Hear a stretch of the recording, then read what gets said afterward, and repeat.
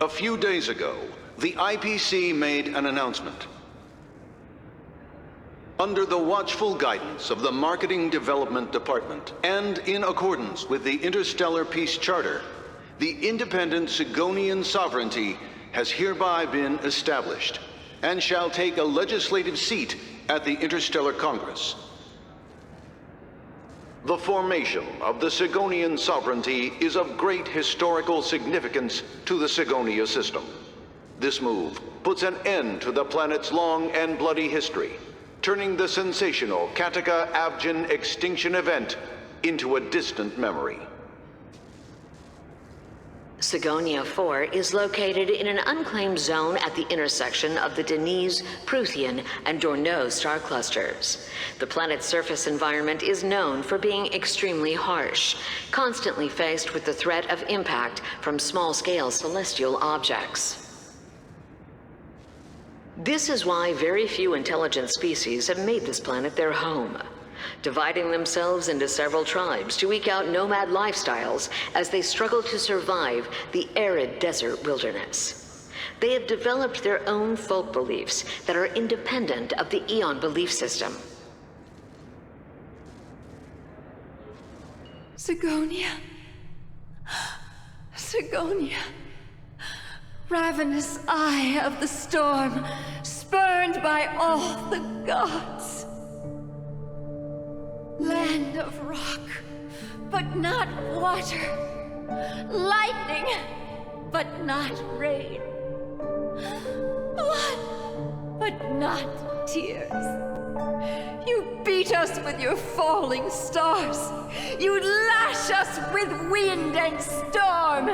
You chew us up with the cracked earth.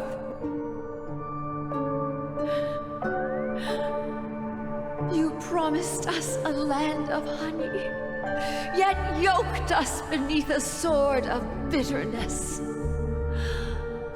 Oh, Gaiathra Triclops, if thou can hear me, please open up thy 3 eyes and gaze upon this child.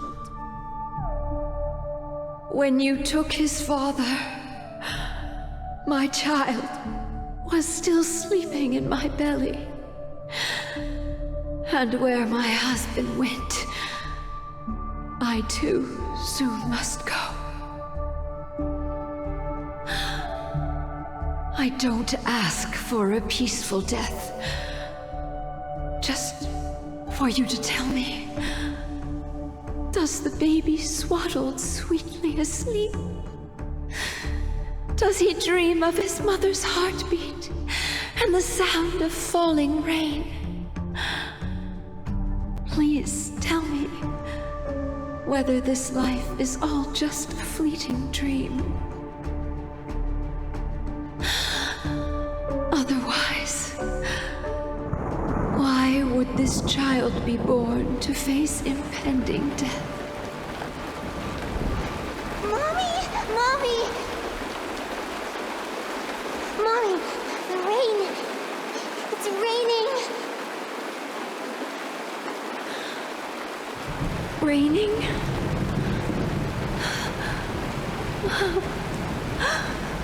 Raining. It's raining. It's true. Those Outworlders weren't lying to us. They really did summon the rain. Mommy, we can leave here. We can go back home.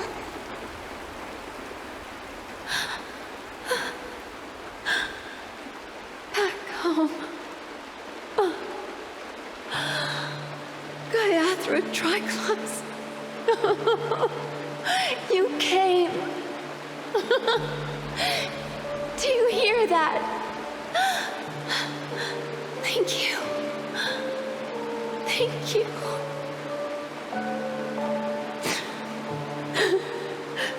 Darling, listen. This is the sound of rain. On the day you were born, the sky also sent down a gift like this from Gaiathra.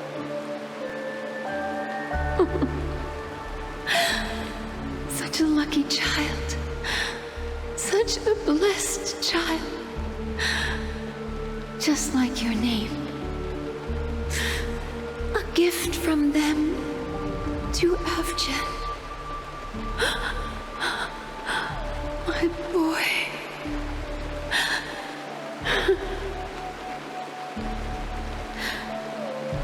May the goddess Gayatri close her eyes 3 times. Keep your blood eternally pulsing. Let your journey be forever peaceful. And your schemes forever concealed.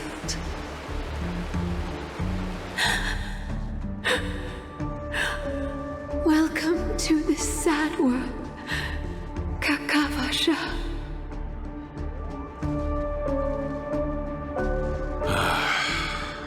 Time to wake up, gambler.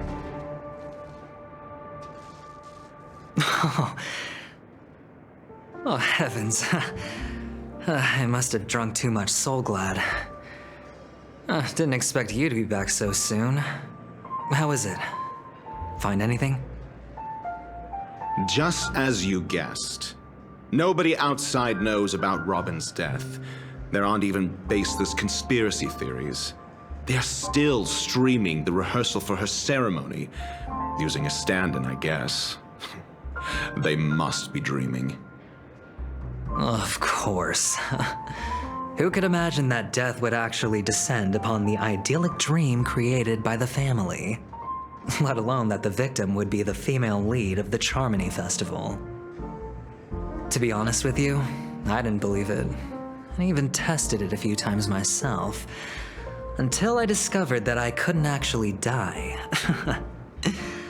Whenever there's any danger, I'm forced awake by the dream pool, and it's all as if everything were just a nightmare. That's why I'm convinced that there are a few big secrets lurking behind the scenes. Then you must have heard about the Memory Zone meme. When I graciously deigned to establish connections with the Oak family on your behalf, they were quite in a pitiful state of disarray. Besides Robin, there was another body. I don't know the exact details, just that it was a stowaway. 2 murder cases? I told you something seemed off about the Nameless. Oh, she must have come across the other one. This murderer is a psycho. But I have to admit, the case should be easy to crack. We can leverage the family's malfeasance and let the IPC use this as a reason to intervene. It's just that their trickery runs deeper than I thought. Robin's stand-in was all ready to go. These 2 murders are definitely getting hushed up. What should we do? Let me think. It's too rare an opportunity to miss out on, so I gotta be careful. Incredible, gambler. Have you already exhausted your limited repertoire of tricks so soon? There are plenty of chips, but it'd be best to choose carefully.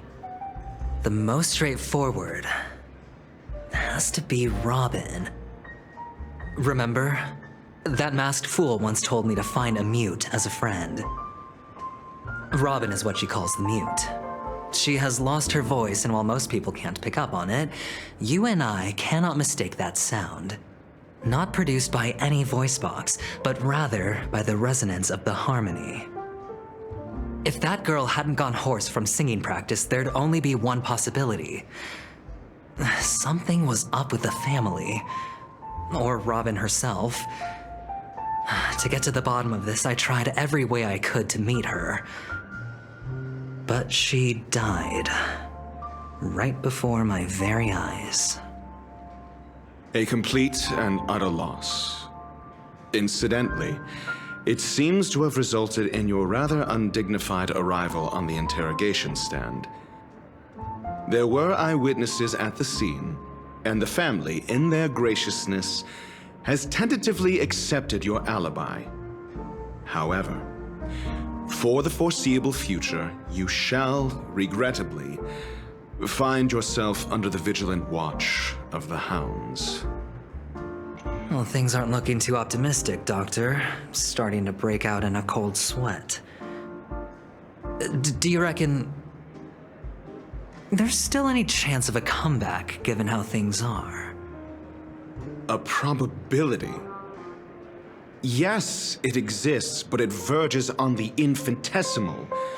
To phrase it in a manner more befitting the vernacular of Penacony, you're dreaming. But if you simply can't control yourself and want to try your hand, then there just so happens to be a suitable candidate.